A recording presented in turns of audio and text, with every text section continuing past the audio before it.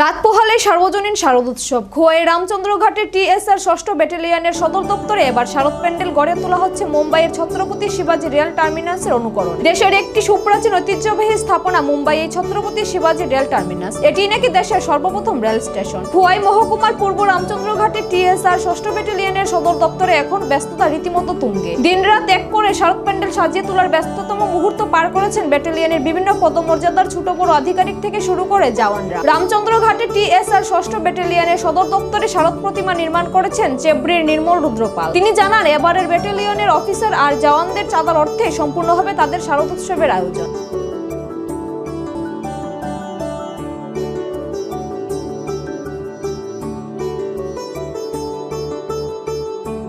समय को नष्ट करके आज हमारी पूजा को कवर करने के लिए आया हुआ है।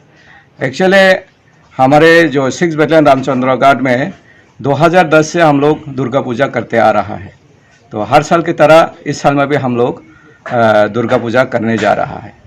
एक्चुअली हमारा ये दुर्गा पूजा में हमारे सभी जवानों ने कंट्रीब्यूशन करके हम लोग ने दुर्गा पूजा करता है।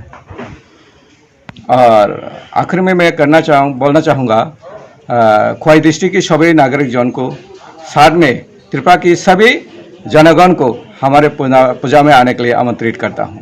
धन्यवाद।